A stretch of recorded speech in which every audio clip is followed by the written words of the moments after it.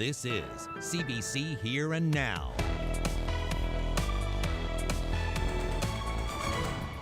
I think it's absolutely crazy on the mental health of all of us. Like, it's bad enough we're away from our families. Workers on turnaround are either working or in self-isolation. How the pandemic has made a tough job even tougher. People who own cabins and second homes in Newfoundland and Labrador will be able to enter the province. Well, as the summer comes to an end, the province will now allow seasonal residents to visit again. It was a little bit rainy today, but there's some more rain in store for parts of the province tomorrow. Good evening and welcome to Here and Now. I'm Anthony Germain. More details about the back-to-school planned announced today, and we'll have all those details just ahead. But we begin with the drain this pandemic has been on people who live in this province but work away.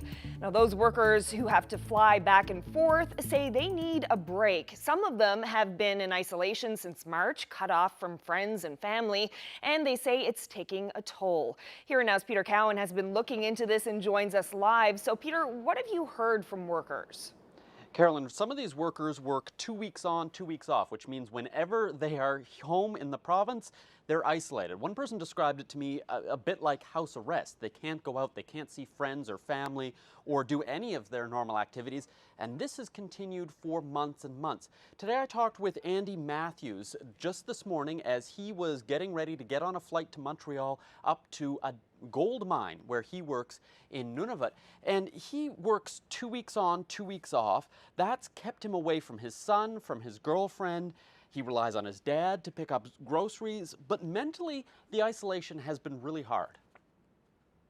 I think it's absolutely crazy on the mental health of all of us. Like, it's bad enough we're away from our families. Like just for today, for example, like I fly in here, I get swabbed. I actually just got swabbed before I got on the phone with you.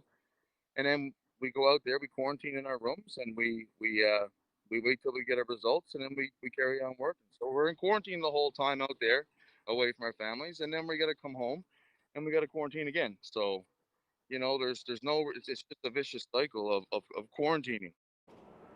So I'll give you an example of the impact. Here is Matthews after he chipped a tooth on a chicken wing. He tried to call the dentist. They told him, nope, you're not allowed to come in. His mom had to email health officials who said, yes, he can get emergency work done. So here's the end result. He was finally able to get in, but it took a whole lot more hassle. And interestingly, the rules in this province are stricter than elsewhere. For example, New Brunswick has ended quarantine requirements for rotational workers. And PEI, they've shortened it to just 5 days, and they're testing workers as a way to try and give them a little bit of freedom. And today we got a hint that some or measures similar to those might be coming here. Here's Dr. Janice Fitzgerald. So we're looking at those very questions right now, and certainly we're trying to figure out how we can do that safely and effectively in a way that looks at the health and safety of the population and also the health and safety of these workers.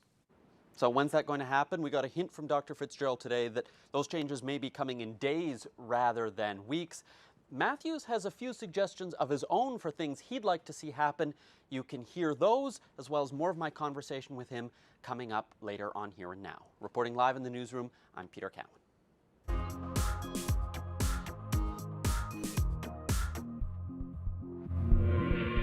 Less than 2 weeks to go before thousands of students head back to school in the province, and yet the COVID-19 plan isn't complete. Today, a new premier and a new education minister are trying to provide assurances that the schools are all going to be ready. And there's new money, $13 million from Ottawa, and that means new hiring in an area that is more accustomed to job reductions. We have heard about the need for additional support for cleaning and sanitizing in our schools. For current custodians, the hours of work each day will be increased from 5 to 7 hours, and the Newfoundland and Labrador English School District will be hiring up to 25 additional casual custodians on a temporary full-time basis. And there are other new jobs as well, along with 25 new janitors. Osborne announced more support for principals with 15 new administrative positions, and that is on top of 70 new substitute teachers that were announced last week. Now, once the $13 million announced today is spent, the province expects to qualify for another $13 million from Ottawa. So that's the good news. Still unresolved, though, is the contentious problem about a COVID plan for school buses. Right now, more than 6,000 students who used to take the bus, well, they need to get to school on their own, and that has a lot of parents concerned. Osborne is running out of time, but he remains optimistic. I know the English School District has been looking at this and departmental officials. It's a combined effort. There's been a number of discussions about busing raised at the discussions that we've had with stakeholders, including members of the House of Assembly. It is something that we are working on and working towards reducing the number of students that have been impacted to ensure that we can accommodate as many as possible. Now, those two $13 million distributions were part of a $2 billion funding announcement made by Prime Minister Trudeau today to help provinces and territories reopen schools. And as David Cochrane will tell you, that money is all about safety. Using the backdrop of a school, the Prime Minister tried to reassure parents. If it was safe for him, it would be safe for their kids. Our children must be safe in the classroom. That's non-negotiable. A statement backstopped by $2 billion that the provinces and territories can spend any way they want as long as it makes schools safer and is in addition to measures that provinces have already announced. This is money that will go towards some of the things that the provinces hadn't moved forward with already. We wanted to make sure that resources weren't an overly limiting factor in doing things to keep our kids safe. My message to parents is we're in a better place than we were yesterday. The country's largest school board says this money is badly needed for a system under stress. Any further money into that system, it makes me feel more confident that we're going to be able to open our schools. Every province and territory gets at least $2 million. The rest is split based on the number of school-aged children in the jurisdiction. We won't have any trouble finding good use for that money. We have additional pressures, obviously, through our education systems. There's no ties to it. He's given us the flexibility, so there's flexibility. Plus, he's just trying to help. So we appreciate the money. We're grateful. The money does come with one big string. The provinces get half now, the other half early next year. But to get that second check, they have to file a report by December that shows they are using the money to make schools safer. David Cochrane, CBC News, Ottawa. Well, staying with schools in this province now, families of students with disabilities are raising questions about the plan for September, while a group that advocates for people with disabilities hopes that those students won't be forgotten come this fall. Here now's Heather Gillis explains. 10-year-old Claire McDonald is going to grade 5 at Lark Hall Academy in September. She has cerebral palsy, epilepsy, and autism.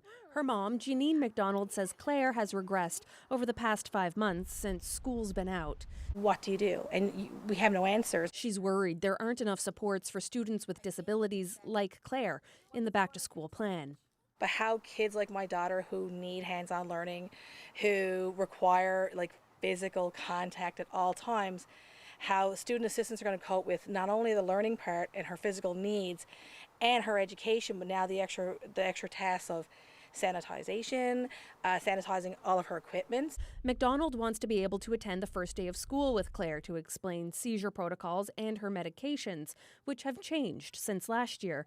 She's also worried about capacity on accessible buses, since the ones she takes to appointments at the Janeway only take one household bubble at a time. There's on her bus, let's say 8 kids plus a student assistant. How's that going to work?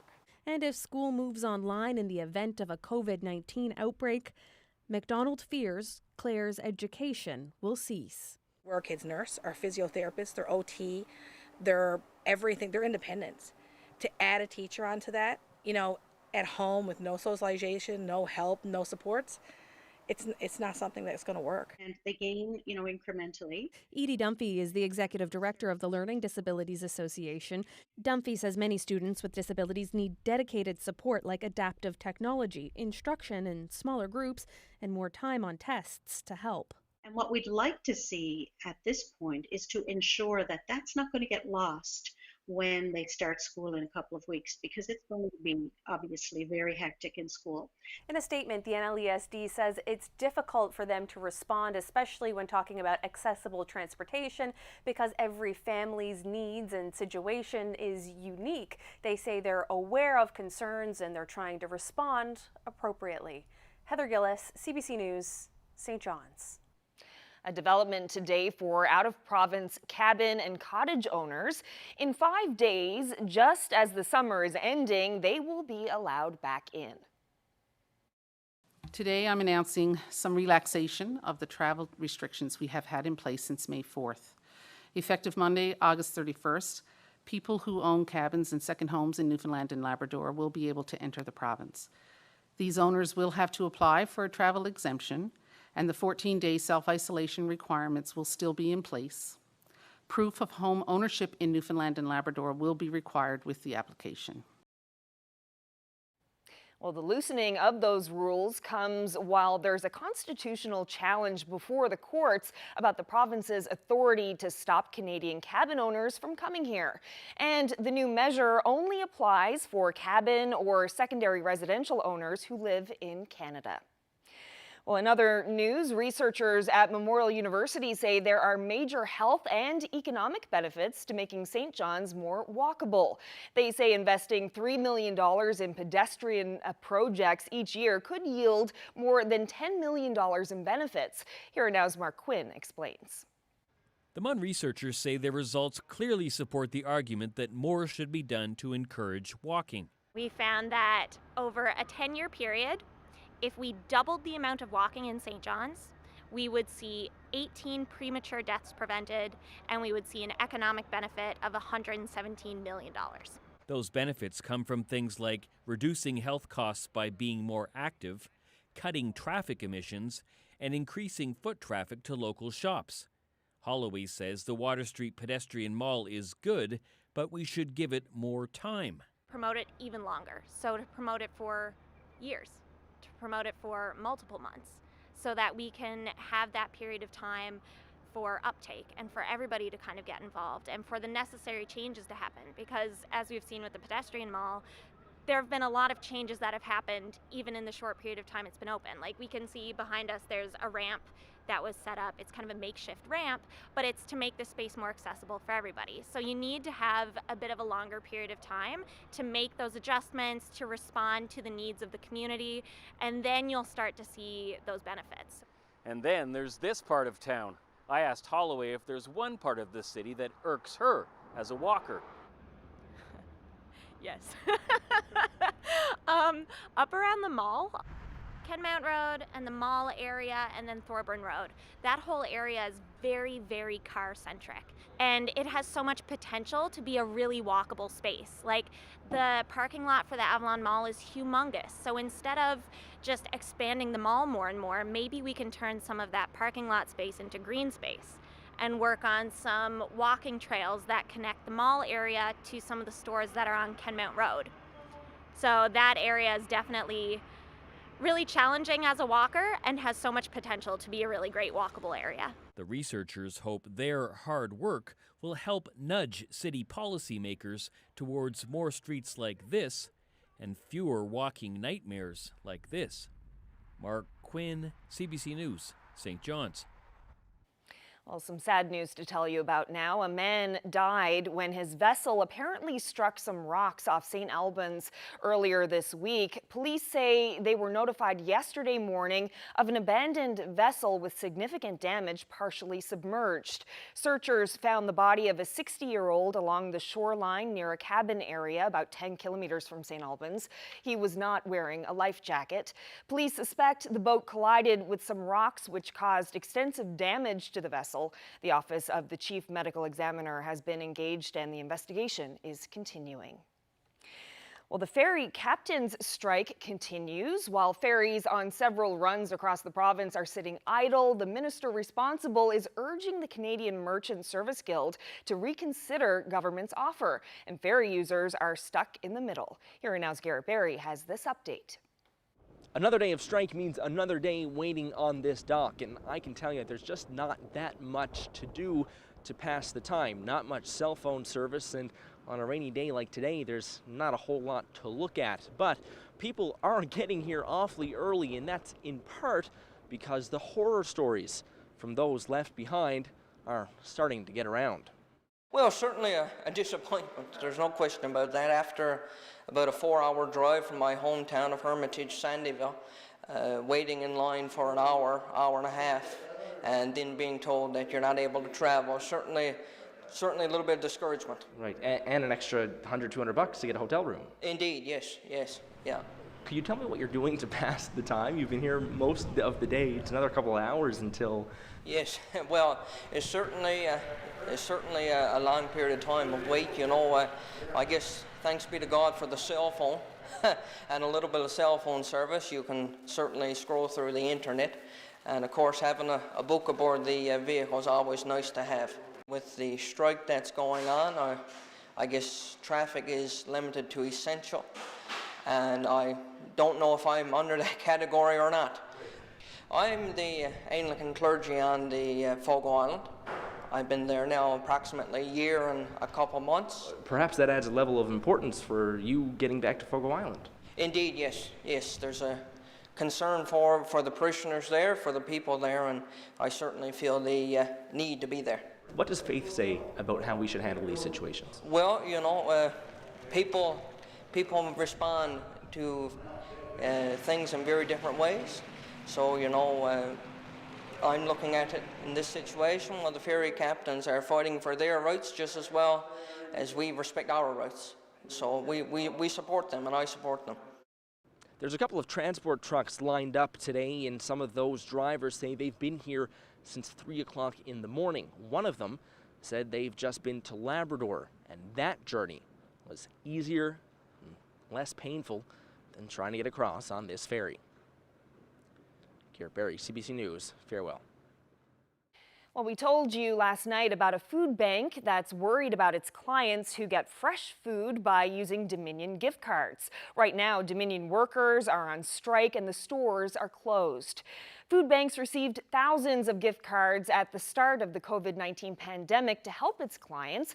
Yesterday, Jody Williams with Bridges to Hope said they're worried that the clients can't use the cards.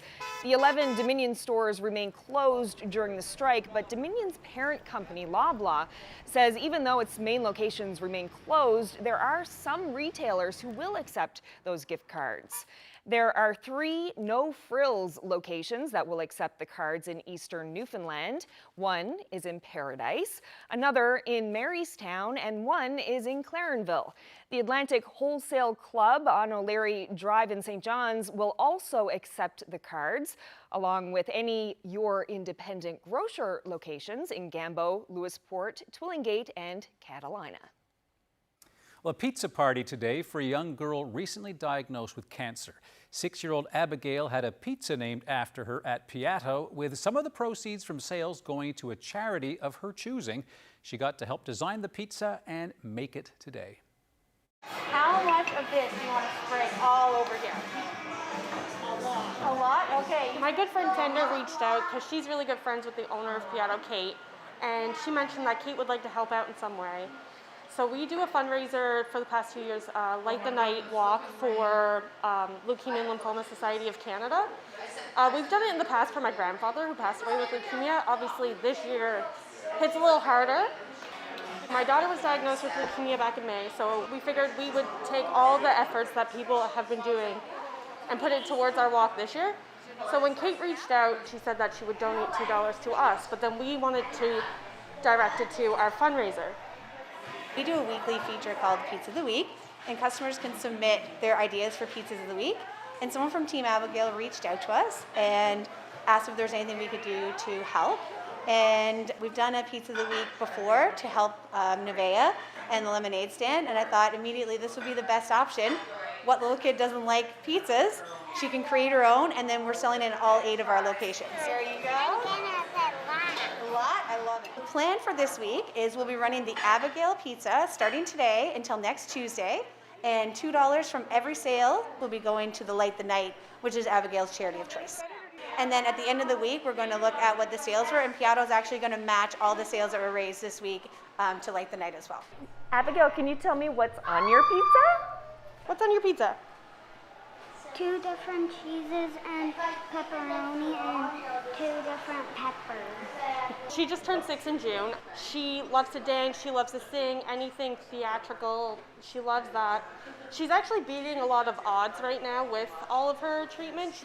The doctors are pretty impressed with how she's taking all of her treatment, so it's actually going pretty well. She was randomized into a different category, which is a trial for a blinatumomab. So she actually receives like a backpack twice throughout her treatment, which adds 28 days times 2 to her treatment plan. So she'll actually be going for a little bit longer than most little kids her age with leukemia. So her treatment will be about 3.5 years now. Here you go. That's your pizza. As a mom of 2 young children, Abigail's age, I can't imagine what her and her family are going through, but as you can see from being around here today, she does it with a smile and full of happiness and love, and you can just feel her presence everywhere you go. And we're just so happy to be a part of it, and we love having her here. She seems like such a happy... She is a very happy girl. No doubt, very brave girl. Very brave. Yeah. Are you brave? Yeah. What else are you? Superhero. A superhero.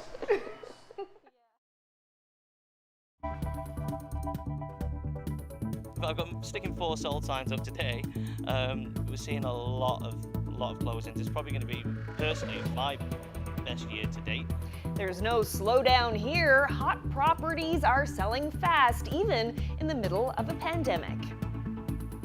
The first major hurricane of the 2020 season is about to make landfall in parts of the southern states. We'll talk about the potential impacts for Newfoundland, and I'll have your full forecast coming up.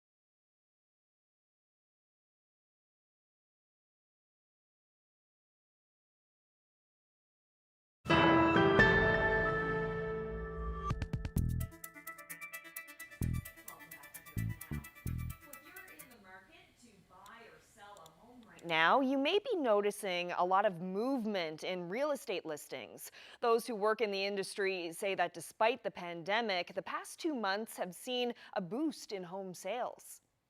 You know, we've just come off a couple of really strong months. We've just had the best July that we've had in decades in terms of the number of sales across the province. I've been in this role now for a little over 5 years, and it's the first time that I can feel some excitement and a bit of a pulse in the marketplace. So it's exciting. I've got sticking 4 sold signs up today. We're seeing a lot of closings. It's probably going to be, personally, my best year to date. 2020 has been a strange year, as you know. So we had Snowmageddon, and that put a bit of a pause on things. And then we had, you know, the real tight lockdown in March and April, and people were really at home with nothing to do. And I think there was a lot of pent-up demand that once we started to open up again, you know, the sales that we saw drop off in March, April, and May have just come roaring back now, and we're starting to see some real excitement in the marketplace.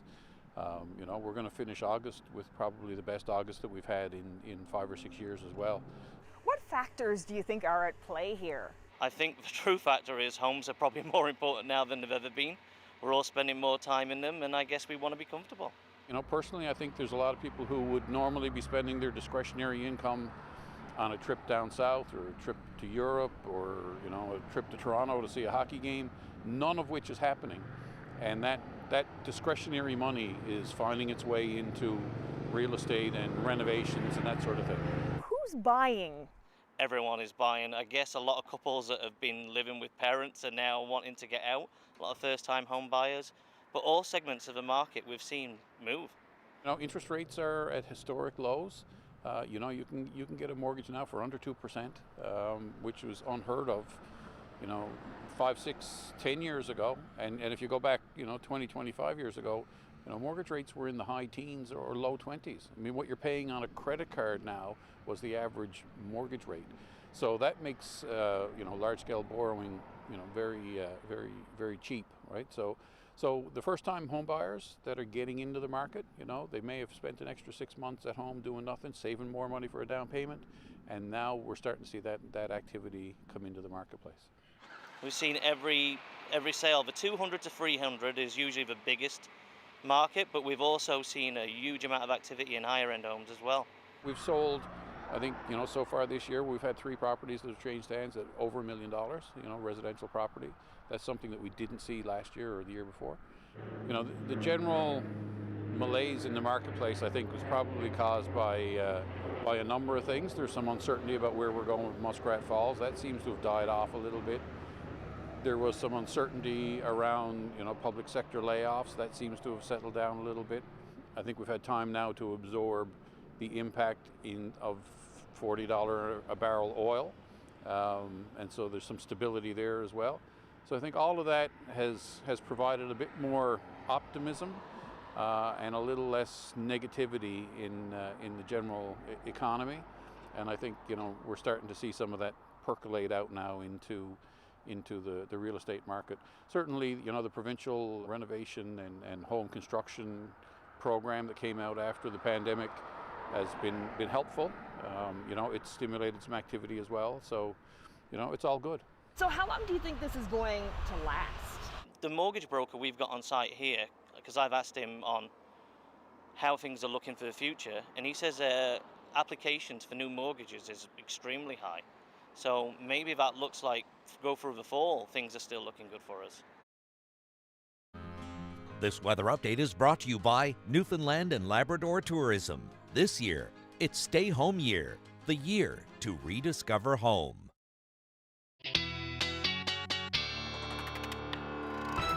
We're going to check in with Ashley in just a moment, but first to Hurricane Laura. Forecasters say people on the Texas-Louisiana Gulf Coast should expect catastrophic damage when Hurricane Laura hits after dark tonight. Many residents have already gone, and others are planning to do the same before nightfall.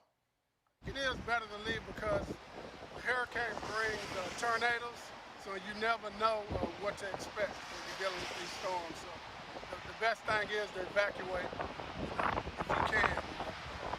Mandatory evacuation orders went out yesterday for hundreds of thousands on the coast and even inland.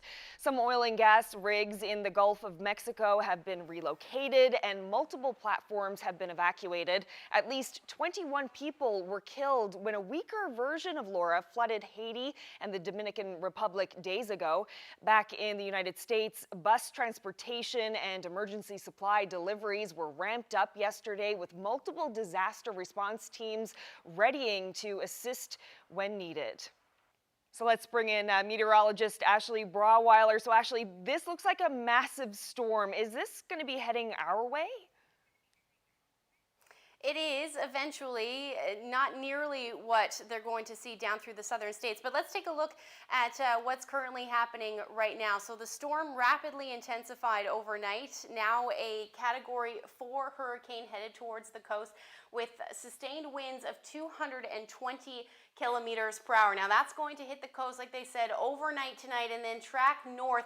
Eventually, by Friday, it's going to start to take a track right, a turn right, and then head towards our way. So we are looking at, by this point, it will be a low, it'll be post-tropical.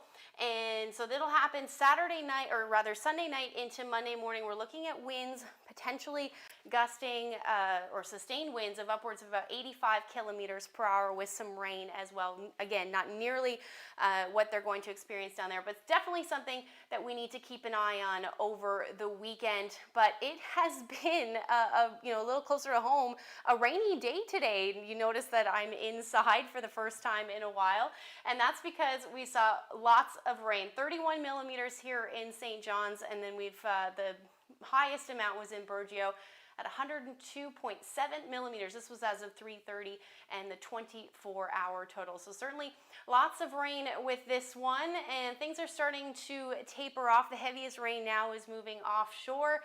We don't have that radar, but from the bands of the satellite, we can see that it is moving offshore. And then some clearing skies happening in behind that. Now, as that front continues to move, the occluded front continues to move, we will see some clearing skies as we head through the overnight tonight. On the west and south coast, though, you're still going to look at some lingering showers and then heavy rain up through the northern portions of Labrador as well as Lab West overnight. And those gusty winds as well. You're going to see gusts upwards of about 70 to 80 kilometers per hour. And then that will generally continue through the morning. Here's our temperatures overnight into about 11 degrees for St. John's. The winds will ease about 20 to 40 kilometers per hour across the island. And then temperatures in the single digits up through Labrador again with winds, like I said, out of the northeast for northern portions, upwards of about 60 to 70 and 80 kilometers per hour. So tomorrow, that area of low pressure still very much in place for us. Mix of sun and cloud, though, but we are still looking at that potential for some showers moving through for the majority of the island. On the west coast, it will stay cloudy with more showers, potentially 20 to as much as 40 more millimeters of rain on tap for you. And then southeastern portions of Labrador as well. You'll see some increasing cloud through the day with showers moving back in as we head towards the evening and overnight. But it will be another unsettled 24 hours as this area of low pressure still continues to spin. Temperatures will be similar, single digit, or rather 12 to 14 degrees along the west coast. And then I've got that sun icon in there because there will be a little bit more sunshine in play for the rest of the island. And the winds will be the strongest on the west coast. So you're looking at southwesterlies again by tomorrow morning, gusting upwards of 50 to 70 kilometers per hour. Single digit temperatures will be the story for Lab West, sitting at about 9 degrees through tomorrow with periods of rain. Things don't really look any better on Friday. A little bit more sunshine in play, but we're still looking at those unsettled conditions, continuing with that potential for some showers. And then same thing into Saturday, certainly along the west coast, but things will start to improve further east with plenty more sunshine in play. But those temperatures will be sitting again in the teens, 15 to as much as 18 degrees there, 13 for Happy Valley Goose Bay, and then 10 for Nain. Ignore that snow, that's the wrong icon there. That's going to be the chance of showers for St. John's, and 17 degrees. And then into Saturday, we're looking at more sunshine, 18 degrees. So a beautiful Saturday in store for most. Chance of showers will continue for Corner Brook.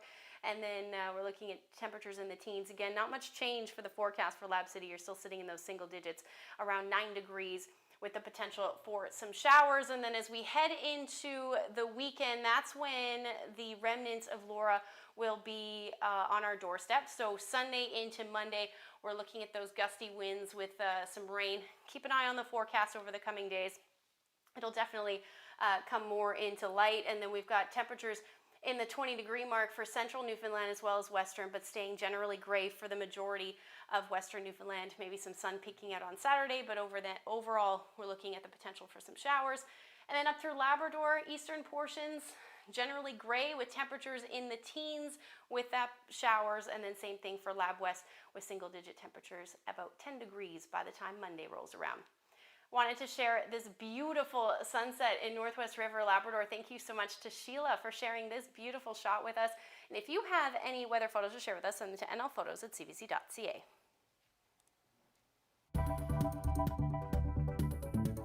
We've had a no entry sign put at Weymouth Street at Wicklow, which has been a little bit effective. Well, tell that to the driver going the wrong way. Why this St. John's neighborhood is overrun with traffic.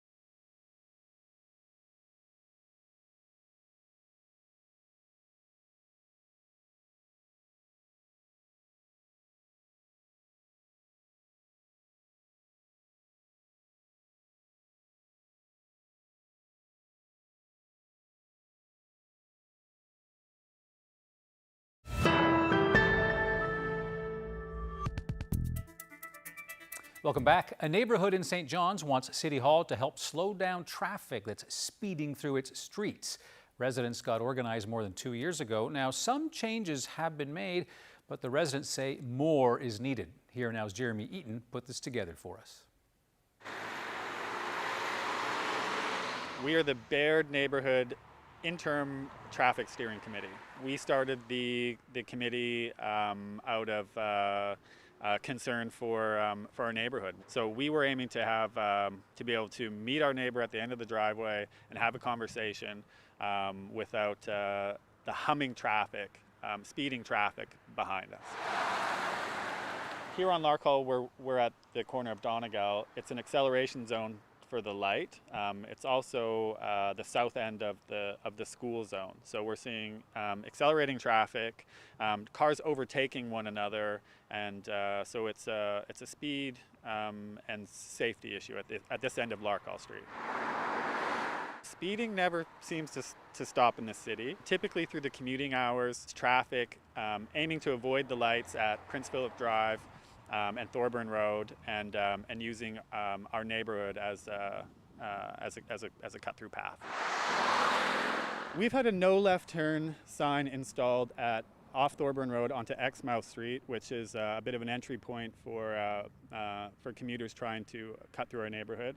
In the afternoon, the commuters trying to sneak back up the other way, we've had a no entry sign put at Weymouth Street at Wicklow, which has been a little bit effective. We sort of anticipated that when the city's managing a change like this, certainly they would coordinate with the RNC to have maybe a cruiser on location, and not necessarily to hand out violations, but to give the commuters maybe a bit of an education that the law has been changed. We have a project plan there in this construction season to put curb extensions, so bump outs and crosswalks at the corner of Larkhall and Vinicombe.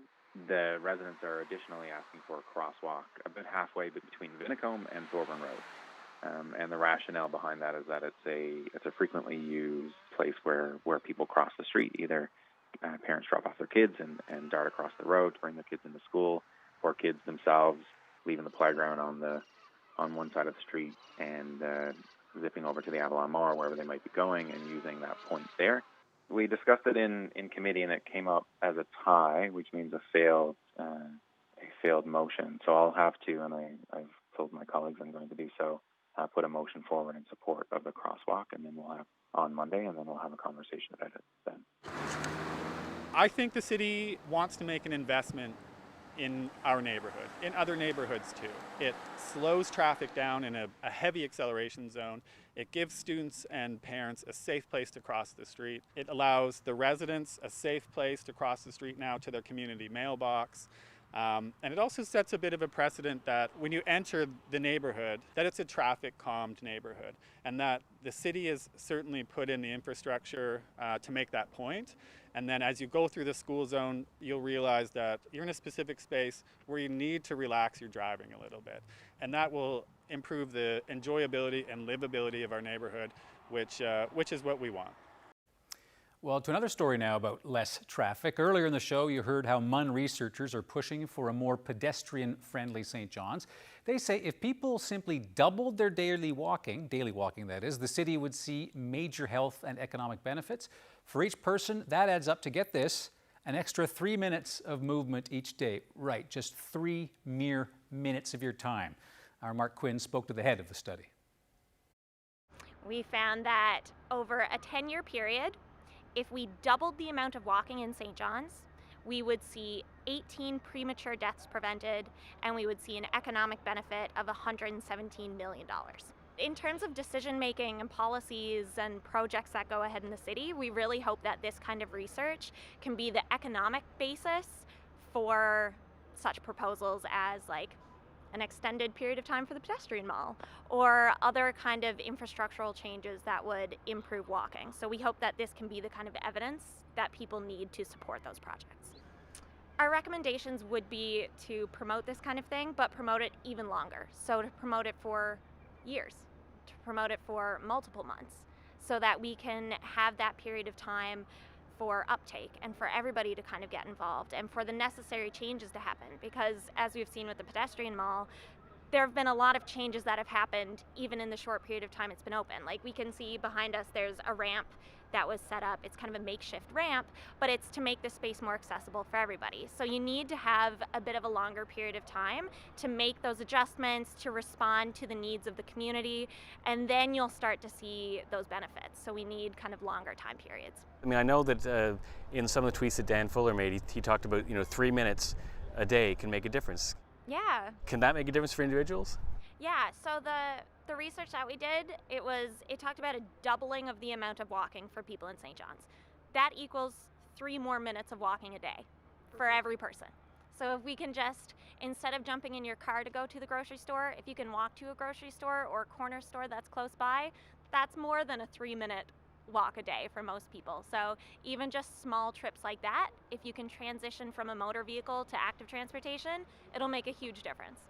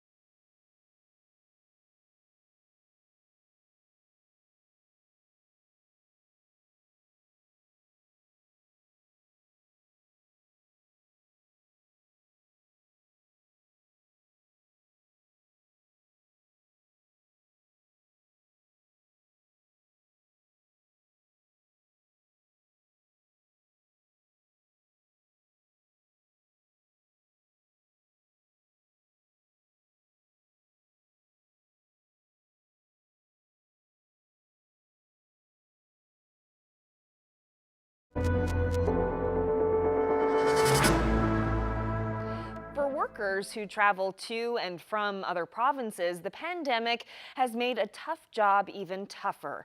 Some work on 2-week rotations, meaning they're in isolation for their full visit home, unable to see friends or family. Places like New Brunswick and PEI have found alternatives while workers in this province remain stuck inside. Here Now's Peter Cowan spoke with one such worker as he was about to board a flight returning to a gold mine in Nunavut. What's isolation been like for you since the start of the pandemic? It's very hard, Peter, because like I can't see my son, I can't see my girlfriend because he goes to daycare and she's a manager at a long-term care home. So you know you got to be on the safe side. You don't want to bring anything home just in case.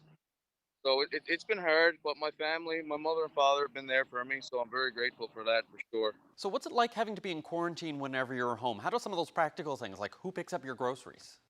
Oh, Dad's my grocery getter. He runs to the grocery store for whatever I need.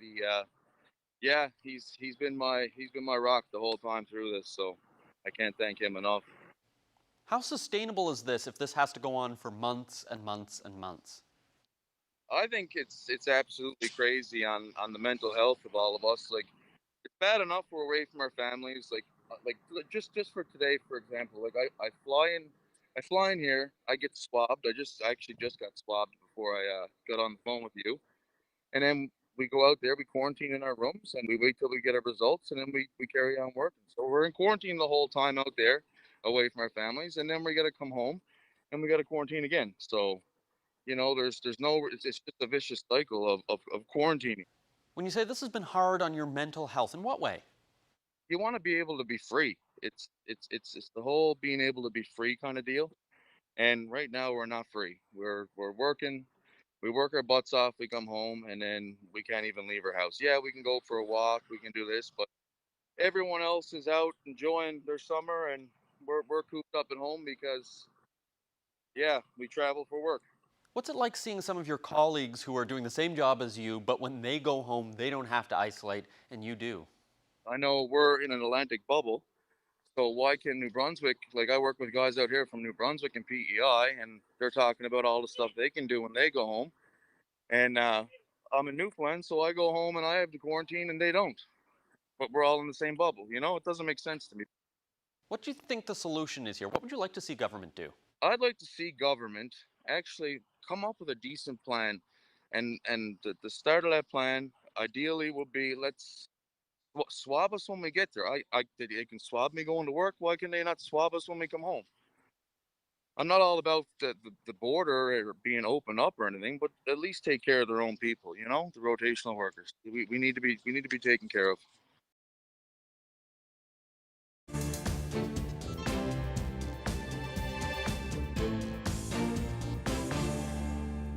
To Ontario now, where that province's police watchdog has cleared officers of any wrongdoing in the death of a black woman who fell from the balcony of her Toronto apartment back in May. The evidence indicates that no one other than Miss Korchinsky Paquette was on the balcony when she scaled over the railing and attempted to sidestep along the outer ledge over to her neighbor's balcony, lost her balance, and fell. Now, it based its findings on the accounts of the police officers involved, as well as 15 witnesses.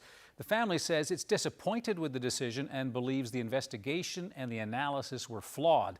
Regis Korchinsky Paquette died while 6 officers were in her home. Her mother had called 911 in an effort to calm a domestic altercation. Well, a teenage boy has been arrested and charged with the murders of 2 people in Wisconsin. A third person was wounded when a gunman opened fire on a crowd during protests after police shot a black man over the weekend. Protesters defied a dusk to dawn curfew and clashed with riot police. Officers fired tear gas to try to disperse the crowd. Protests have rocked the area since Sunday when police shot Jacob Blake several times at close range. His family says the incident has left the man partially paralyzed.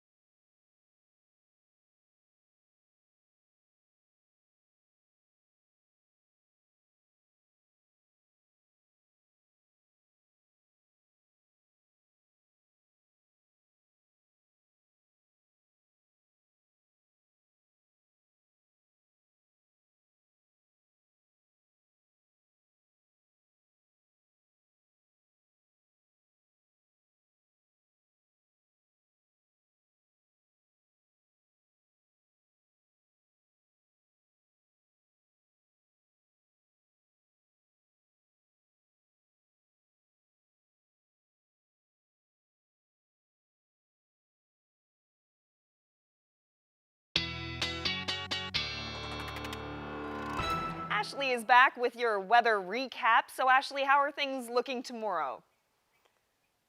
Well, that area of low pressure that brought all that rain today still very much in play as we head through the day tomorrow. More periods of rain expected along the west coast. Could see another 20 to 40 millimeters of rain with that one.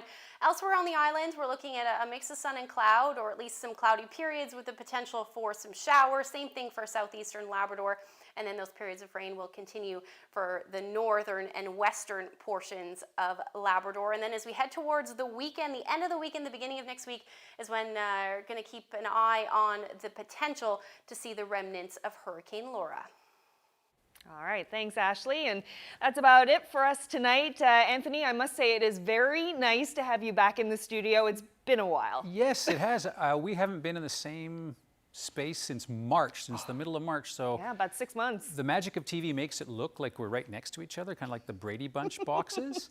But we'll take a look at how far there we are. Hello, Hey. hello. Lots of physical distancing happening here tonight, but yeah. So there you go. That's a look at our social distancing, but it's great to be back. I've missed you, and it's nice to be here. And looks like we've got a lot of news to cover in the next couple of weeks. It's going to be busy for sure, especially as we head into back to school. Going to be some busy times ahead for sure. All right. Well, I'll see you tomorrow night. All right. And Good you. Night. Good night, everyone. Bye.